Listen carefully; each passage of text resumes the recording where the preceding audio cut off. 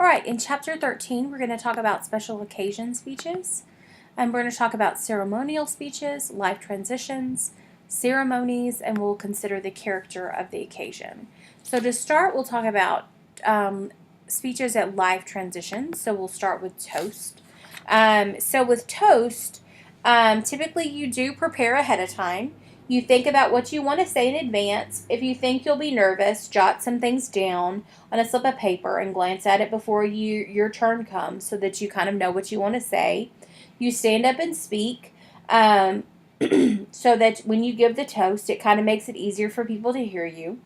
You introduce yourself. You kind of typically say who you are and your relationship to the person you're giving a toast to. You keep it very short. These are very short speeches. But you do keep it personal. You do talk about the person that you're giving a toast to. You say a little bit about them.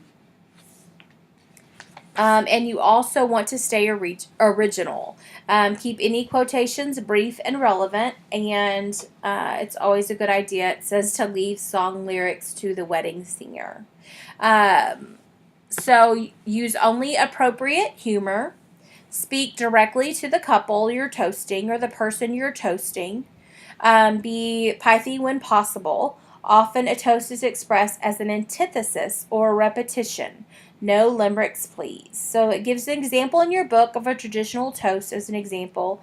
For example, it's may you be poor in misfortune, rich in blessings, slow to make enemies, and quick to make friends. May you never forget what is worth remembering or remember what is best forgotten. May you live each day like your last and live each night like your first. So it gives an example there of a common toast that's used. Eulogies is another example of something that you might be called on to do. If you're ever called on to give a eulogy, that's a reflection of someone's life. You reflect on life's meaning, maybe. Make sure that you're able to speak in that moment.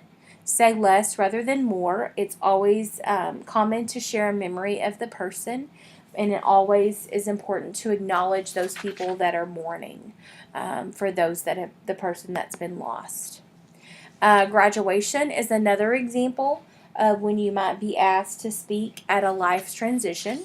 In that moment, you recognize everybody. Use only appropriate humor. Focus on values. So things you might focus on is working hard, never giving up, taking chances, believing in yourself, friendships, things like that. Try to keep cliches under control because those happen pretty frequently at a graduation. Consider using metaphors that can kind of really be inspiring and empowering at something like a graduation ceremony. Another thing is a speech at a ceremony. So it might be an introduction, an after dinner speech, or an awards. So an introduction of a speaker. So anytime a speaker gets up and speaks at a ceremony, there's always someone that introduces them. Make it a complete speech. Start it right, light and brief. Give it substance, and always thank the speaker. So if you're introducing a speaker, you always kind of talk about the person. You tell their qualifications, why were they asked to speak, but you always want to be thankful about the fact that they came to speak. An after dinner speech is maybe when you've had a banquet or something. There's a dinner involved, and then there's a speaker after it. So an after dinner speech is typically done for entertainment purposes, so it needs to be entertaining. You need to balance fun and information of some kind. Typically, you've been asked to speak because you are an expert in something. There's something that you've accomplished that made you worth bringing to talk about. So usually they want you to touch on that, but you need to be enjoyable also. Humor must be gentle and have a clear topic or theme at an after dinner speech. So it's usually a good idea that you arrange your speech or you organize your speech by some clear topic or theme that's kind of fun and easy to follow for your audience.